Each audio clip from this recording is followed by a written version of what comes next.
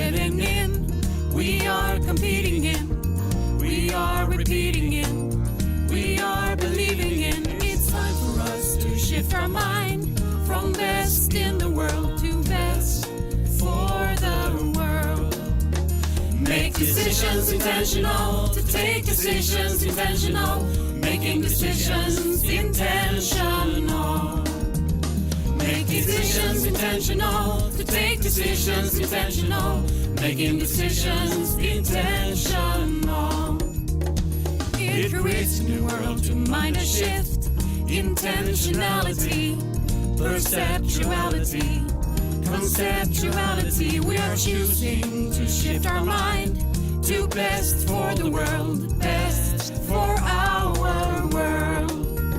Make decisions intentional, to take decisions intentional, making decisions intentional. Make decisions intentional, to take decisions intentional, making decisions intentional. And most welcome to this episode of Radio Intentional Decision and the series we call Global Consciousness. And I'm so eager to continue as we have now the second part of this fantastic dialogue that we started out in part 1. So now it's part 2, and the topic is intentional decisions in complexity. And with me here today, I'm so glad to present to you, all of you, Kristian Stålne, who is my guest. And Kristian, what a fantastic day. Yeah. We had an intense day yesterday, you and I, with part 1. Yep. And we posed some questions there. Just to say hello to everyone, my name is Stellan Nordahl, and I'm one of the hosts for Radio Intentional Decisions. And Kristian Stålne, for those who are new listeners, couldn't you please give us a little bit short bio maybe of who you are and I would say why? Yeah, I'm a researcher with a background in engineering, but I'm also very much interested in adult development psychology and the intersection of those. And complexity is kind of the concept that kind of connects these two and many other questions for me. So I like the concept of complexity. I like to kind of ponder on what this means and why it's important for us in how we relate to each other, how we understand each other, how we kind of deal with complex issues such as sustainability issues. So that's kind of what gets me started here. Mm. And for those of you who follow us in part 1, then you can just follow on. And for you who are now new for part 2, either you go back and watch part 1 where we more or less, I wouldn't say define, but maybe at least framed complexity as an way of looking at the world. And we ended by posing a question to the second part. And you don't have to look at the first one, but I would say if you're already into complexity, then you can just follow on. And the question we posed was, how can we work with the sustainable development goals in a complex world, and what needs to be done to be able to, I wouldn't say achieve, but maybe get sustainability to be sustainable, or something like that. Isn't that approximately what we posed, the question? I think well stated. And when you say that, I kind of feel like it's overwhelming to even try to answer that question. So if it's overwhelming and maybe also a bit arrogant to be able to think that I can offer some sort of offer some sort of answer to that question. So I feel a bit humbled by that, by trying to engage in it. But still, we need to do it, because we're not sustainable as we are now. So we need to ask these questions. I have a thought before we, if we could just elaborate a little bit about it. If we're trying, then we have already built in the possibility of failing. So couldn't we just do instead of try?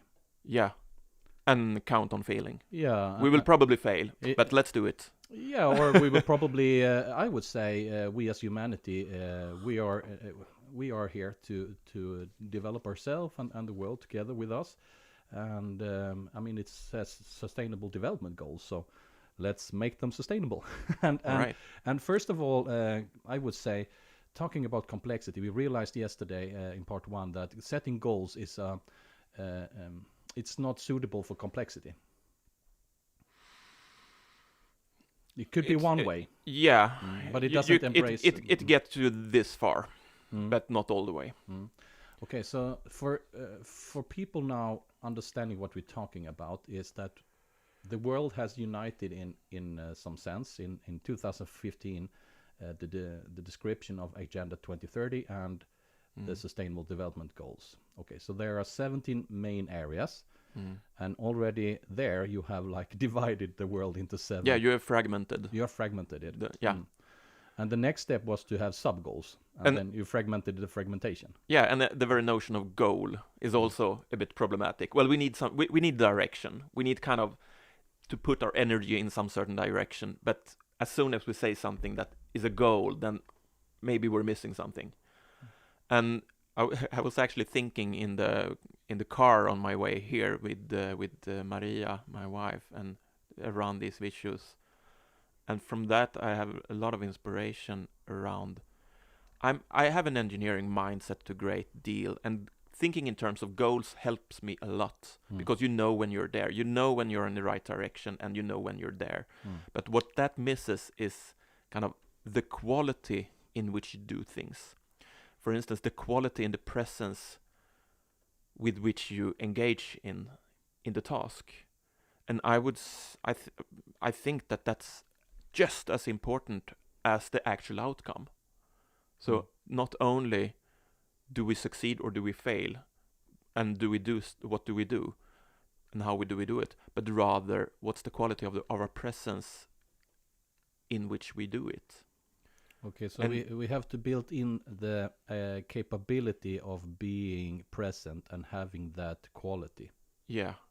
Do we believe that it's already there? Can we just find it and enhance it in the Sustainable Development Goals? I have no idea. I think maybe so. I think this brings me to spiritual questions such as enlightenment. What is enlightenment? Are we and what is mindfulness? What is the quality of our presence here and now? And are we all enlightened? It's just that we have forgotten about it. Do we have equality in our presence no matter what we do, but that just we forget about it? Yeah, that could be. I mean, a lot of people think you have to bring in wholeness and stuff like that. I agree on some level, but what if we already are whole? We have just forgotten it, or we have practiced something else, or we have diminished ourselves, or we have reduced the system, and so on. So, yeah. And I think this becomes really important when you start talking about collective leadership and collective. When we start to work as a collective and as a we, the quality of the we and the capability of the we is very much dependent on the quality of the interaction between us as individuals, I think. Then I have an idea here already now, because what we're talking about is finding an alternative way than just goal setting. Goal setting could be of interest in some areas, but in others it's like not, I wouldn't say impossible, but it doesn't bring any sense. Okay, so principles is another way forward, a way of working, some guidance on how to do things. What if we then choose a new we, which is not based on them? That's my first idea on a principle. So we get rid of them by including more perspectives, and even more a higher perception or a higher awareness or higher consciousness with which can see wholeness already as it is. What do you think about that one? Yeah, that's a good. I'm thinking in terms of adult development. Sometimes you think in terms of egocentric to ethnocentric to world-centric. So you always have this sense of what we are, this we, but typically what happens is that you expand the notion of we. And maybe if we kind of play with that thought and expand a lot, we expand longer and longer, further and further, you can have this world-centric where you can see, identify as what do we want as humanity, and maybe further to what we could call kind of biocentric or world biocentric with we as living organisms together with all other living organisms. Then we need a further. definition that can embrace all of those, Yeah. and that could be a new we, which doesn't define itself from them. Yeah, So it defines itself from itself, instead of in relation to someone else. So Yep. we get rid of someone else. yep, That means then that if we do so, this is the interesting, I guess, then there is no longer a separation between me and the collective. I agree. Yeah, That means in then, if that happens, I would say we are now the environment ourselves. yes, I agree. Yeah, that means Yep. also that what happened before. Yes, so we got some kind of a okay. So don't we already think like this? No, I would say we don't, because we believe that the environment is something else than us, something outside us. And the interesting thing is that if that would be, then environment would be non-existing, because there has to be someone to which it is an environment. Yep. So already at that point you put yourself in the environment. So you Yep. have to be there. Yeah, and it's embedded in our language so much. Yeah. We say that we have nature and we have culture, and kind of these are separated. Mm-hmm. And we want to save the world, and the world is somewhere out there, Yeah. and we save the environment and everything. So I think that's a really good starting point to say, okay, we are everything. What do we as everything want to do? Yeah, that's that's super great. duper. I really love this, because again, just as it just follows a lot of things. Then, for instance, we no longer have to save the planet. We maybe have to heal the planet but by healing ourselves, we contribute. And this is what I say. If we go for such, one of those principles could be this. If we go for that, then everything that's in the Sustainable Development Goals is included, more or less. At least the ones that we really want. We can, Yep. of course, always discuss, are all of the stuff in those 169 sub-goals and categories and everything, are they really what we want and need? Well, maybe not. But at that point, everything is us. Yeah. Will those sustainability goals, will they help us to get to this space that we are talking about now? Yeah, that's a question. Good question. I'm not sure. Okay, but, so then I have another idea. A bit on the way, perhaps. Another Yeah, idea. yeah, It's not a principle. It's more like okay. So 2015, we agreed upon what to do up until 2030. Yep. Okay. There are 15 years of new insights, new knowledge, new ways of working. I mean, just take the last year. Now we're writing 2021. We had a fantastic year of change in 2020. I guess if I just looking at myself, and as I am now the environment, Yeah. also in this new we, I have had a tremendous, enormous, maximal learning curve, which I would say Yeah. has been super interesting. Yeah. And why don't I then include that into my life? That is the 17 or 169 Sustainable Development Goals. That should be done immediately. Yeah. Yeah, I mean, any Yeah. any system that wants to sustain over time has to have, we can call it quality or capability of embracing new thoughts, ideas, and insights. I guess. Yeah. So complexity goes more complex. Yeah. Yeah. We I think we come deeper here with if we take as the starting point, yes, we are everything. And if we say are part of everything, what is our job? Well, maybe I'm using the we here, but Yeah, I live there. Yeah. We have a new we, so that's okay. yeah, we kind of, we are aware, we are kind of, what can we contribute with? Well, a lot of learning, and a lot of learning taking place with it. I think is the COVID-19, the 1 year of that is an excellent learning experience, although it's how tragic it is with everyone who has passed away. So let's make it count as a learning. Let's learn as much as we can from that. It doesn't take anything away from that. I mean, I have a personal story where my daughter died when she was a very young age, 14 months. I mean, there were enormous learning experiences in that experience. Of course, I didn't stand 15 years ago and choose to have it that way. But when I have it, I have two main roads to walk. One would be it didn't create anything. It was totally meaningless, and there was no meaning to it at all. Then if I go that direction, then I don't honor her life. I don't honor what she have created in me and in other persons and everything that came out of that.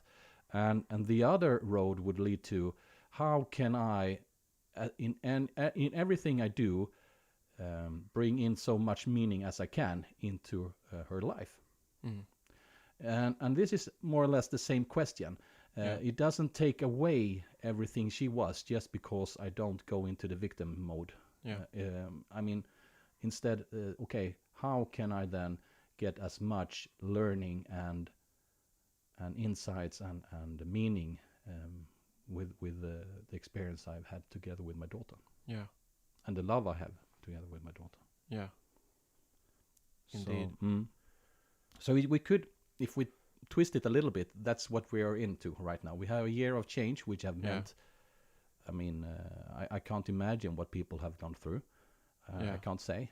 I mean, you just have to watch the news for 5 minutes and you realize, okay, we need another story here. Yeah. So what have we learned? What is there to learn from the COVID experience? And if I can start with a few things that, in terms of if we want to talk about collective leadership and a collective mindset and identifying as we, that becomes very apparent with the COVID, because we have this humanity and everyone is aware of it, that we have this infection that spreads throughout the world.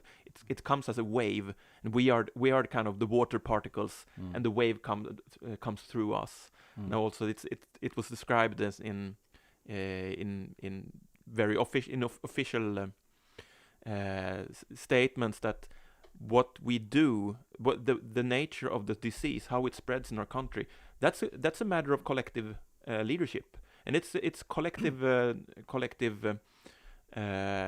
properties of our culture and every culture. So you can see that there are different responses in different countries, and we as a collective act in different ways, and every single small behavior counts. It's how you walk into a store, it's how you interact with people that kind of affects the overall global pandemic spread. And that's kind of I think it's very apparent for many of us that how connected we are to the rest of the world.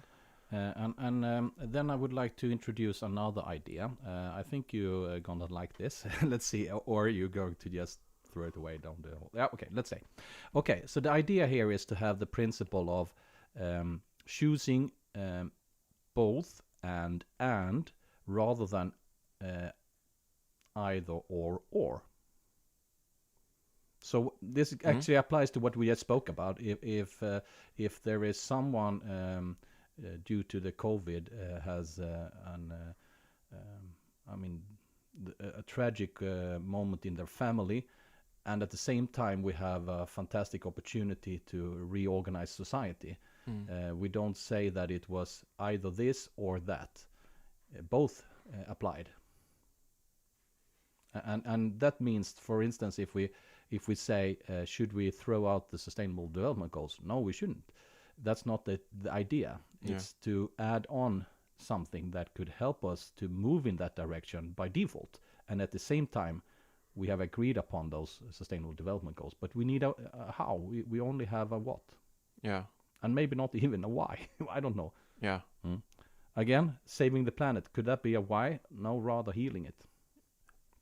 Yeah, I agree. There is a work with. I know you maybe have talked to Thomas Björkman about the inner developmental goals. Yeah. It's a work ongoing, and which I think it's great to kind of bring in the inner dimension.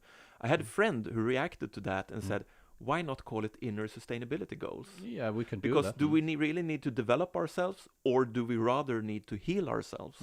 And it's a good point. Yeah, I and think. should we even separate the inner and outer? I guess, again, this is one of the main problems with the whole system. Yeah. We have separated it 300 years ago into an inner world and an outer world. Yeah. And the only one that counts is the outer one, because Yeah, that's one exactly. we measure. Yeah, systems thinking, you think about systems out in the world, typically. Yeah, and again, if we talk about inner development, I would say that's development, and outer development, that's development. So why separate it? Yep. I don't know. I can't find any reason to it, actually, but that's me. So I love that we focus on new stuff. I mean, what we're talking about now is very often use the tree metaphor here to be able to see what can't be seen. So the idea behind the tree metaphor is that when you look at a tree, you see a stem and you see a crown. That's what you see, and that is what we measure. So if you measure a tree, you go for that height from the ground to the top of the tree. But everyone that has ever moved a tree or taken down a tree realizes that it is at least big underneath the earth than it's above the surface. So the idea is to see the whole tree and don't separate it, because if you cut down the tree by the ground, the tree doesn't say, "Oh no, you cut down my tree and my stem and my crown, now I die," or "You cut down off my root and my root system, now I die." It will die nevertheless. So the idea is that a tree has to be whole the whole time, even if it can't see its roots.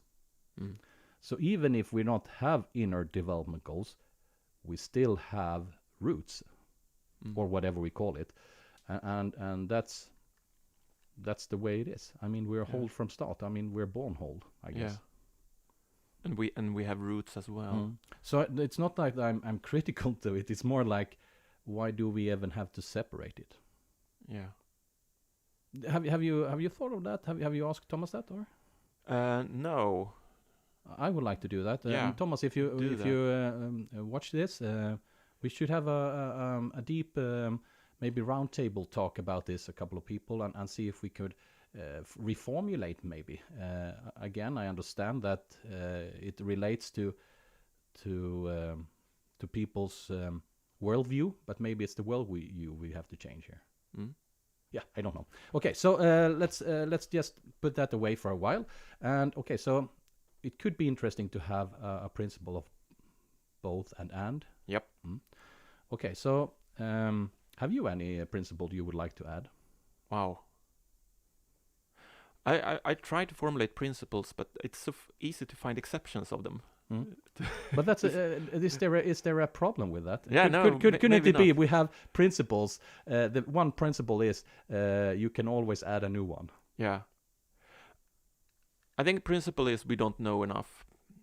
We don't know it all. We don't know as much as. I'm not sure to say we don't know as much as we should or as we need to, but rather we know very little. But could we reformulate it? So there is always more. There is always more to learn. Yeah, that's better. There's always gaps in knowledge. There's always kind of a mismatch between how we think things are and how they really are. Yeah, and this is super interesting. You go first. I have an idea here then. Yeah, and I think it's a lot about asking right questions, not the right questions, but asking good questions. Asking questions. Asking questions. Yeah, you don't that know could if be it's that good. could be a principle. Yeah. Asking questions. What's a good question? That's a good question. I love that, Kristian. And one example is I've been struggling with time. I have a problem with time management, and I think that we have this notion of linear time. We put time in an Excel document, and we kind of structure time in a mental way. But time is that's a very limited view of what time really is. So that's kind of one question I think it comes because you mentioned kind of, okay, we are at 2015 and to 2030 we need this and these goals. What do is time linear? No, but well, we can describe it as linear, but we miss so much. Yeah. Okay, so here we could actually we could probably find something here, I guess.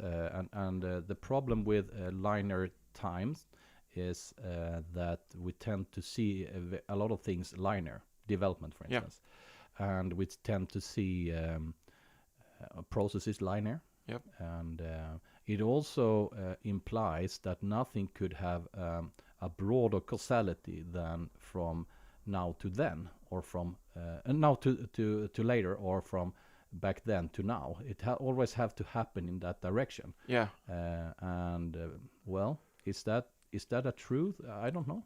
I think we assume a lot about time, and if we want to unlock a bit, let's kind of find these.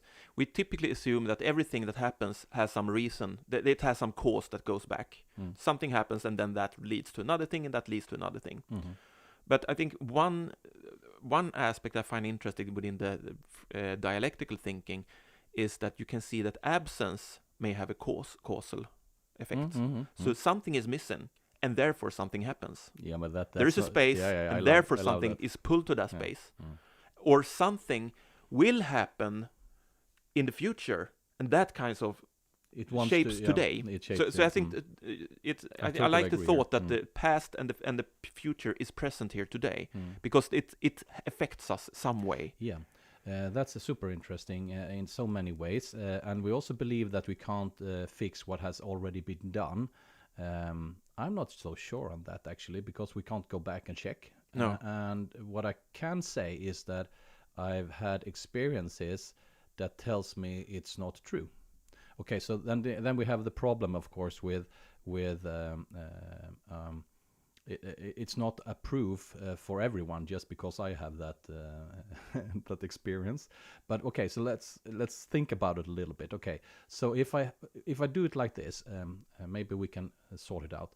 If I have an experience which has brought me some kind of a feeling, that feeling, let's say it's stuck in me. So every time I being introduced or triggered by, it could be that I hear something, say something, or someone does something, or it smell, or whatever it is, I immediately react. Okay, so that's, I think, quite typical for most people. What would then happen if I release that specific feeling from myself? Then it can't trigger that physical reaction any longer. It could be a trauma or whatever it is. And if I release it, do I then release it only in myself here and now? Yeah. Or do I release it in all previous versions of myself? Yeah. Yeah, that's a great way of... That's a great question.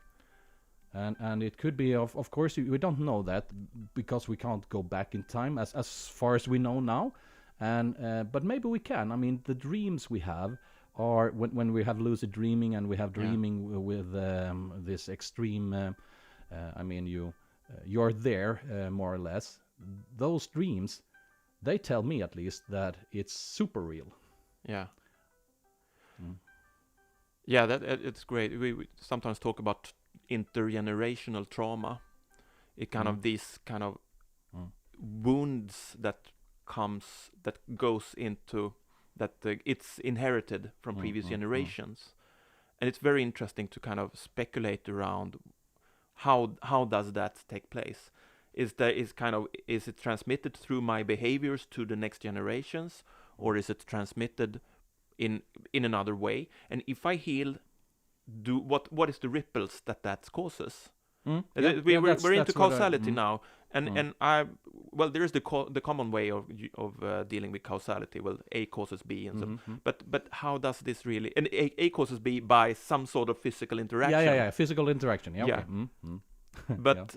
But can that take place? There is so much we don't know here. Okay, so if you are an A and I am the B, if you look at me, you don't look only on B. You look at B from the ways A look at B. Yeah. Yeah. Okay. That means that you're not only communicating with B. You're communicating with A by looking at B. You're communicating with yourself also. Yeah. So I see myself in you. To a great deal. Yeah, definitely. And I project stuff and. Yeah, and you maybe create stuff. Yeah. So we often say that perception is what you see. I would say perception could be that it creates reality. I would say that's that's a proper. I don't know. At least it's not a thought that is the first time it has been been thought. I mean, if we go back to other thought traditions, this is quite often the case that you present it as perception creates reality. Yeah. So okay. And very much so in social interaction. How I see you, I think, may change you, and vice versa. How I feel that how I'm being seen kind of can change me as a a being. It's a different thing. Different parts of me comes forth. Yeah. I have a third idea here also to add on the principles. And that's a principle that I've been using myself for a long time, and I also have seen it work on others, and that's empathy over sympathy. And then you have to, of course, define it and stuff like that. And when I talk about empathy, it's not feeling sorry for. It's more to have the, I like when you said quality or maybe capability or ability. Yeah, something like that. To see the world from someone else's shoes and feel the world from someone else's shoes. Yeah. And that someone could be your future yourself. That means that we have I mean, this is one of the fantastical qualities again for humankind and human beings, is that we can imagine things, and by imagine it comes to reality. I mean, everything we have here around us is more or less thoughts from people that had been manifested into furniture, house, buildings, roads, books, whatever it is. Yeah. So it's not that hard to think that it could be that way. No. To see myself in the future, and to see myself with compassion, and see myself in the past, because there is a past there is a past and a future me sitting here as well. Yes, definitely. So how do I relate to me in my future and present past? So hopefully with compassion, and hopefully with some sort of empathy or and empathy could go beyond what we have, what the definition is today. It could embrace spirituality, definitely. I mean, it could be going all the way to love in terms of unconditional unity love or something like that. Indeed. So there are, okay, so those are some suggestions. We haven't found any here that we have skipped already, at least. There are some suggestions, and maybe we can help each other to build upon them. And so this conversation, as I see it, is something that we have just started out, and I would like to get contact in if anyone here listening or watching this, if they have any contact in the UN or stuff like that, maybe it's time to build some kind of a I don't like think tank ideas, because then you're already in a but the best word is maybe think tank, but some kind of activity or engagement that could be facilitated with a lot of people, and then let us create those principles that can take us in what is best for the world. What do you think about that? Should we engage in such an idea? Yeah, why not? Yeah, why not? I like that. Why not? That could be a principle. Why not? Yeah, why not? Why not? I think yes, man. That's a Yes, principle. yeah. That's a principle. Yeah. And could we reformulate it also so it's more like instead of why not, it's like yes. Yeah, yes. That's interesting. I think and I think we shouldn't be afraid of with terms as such as spirituality. No. The more I kind of want to understand what the heck is going on, and what collective leadership it is, and what I think it's hard to as a researcher. I would prefer not to touch such words, because it's a problem for my credibility as a researcher, because it doesn't work in that community that well in academia yet. But I don't see how we can kind of understand what the world is, and understand what an interaction between two people is without using in spirituality, because that for me spirituality it brings on questions such as who am I really? Who is this thing that looks out through my eyes? What is that really? And I think you can't really engage in these questions unless you start asking those questions. And if you have some sort of notion that you really, I belong here in this world. I'm a part of this world. Yeah. There's this we, and this is something that. Yeah. I actually have one more that I need to just put on the table here before we wrap this conversation up for this time, and that is something Jakob Trollbäck told me. I think it's 2 years ago now in Almedalen in one of those. Radio intentional decisions. It's a little pity it's in Swedish, that conversation, but it's a fantastic conversation. It's me, him, Alexandra Skoglund, Pontus Rystedt, and Hanna. What is her surname? I don't remember. Okay, we're having a conversation there about the Sustainable Development Goals, and he talks then about how they cascade on each other.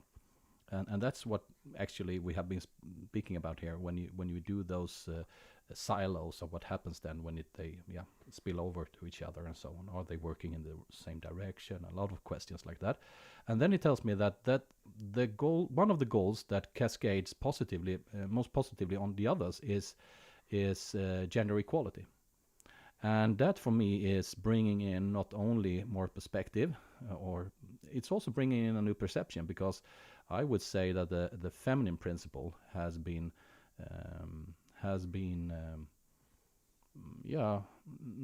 not valued for the last maybe 150 years or something.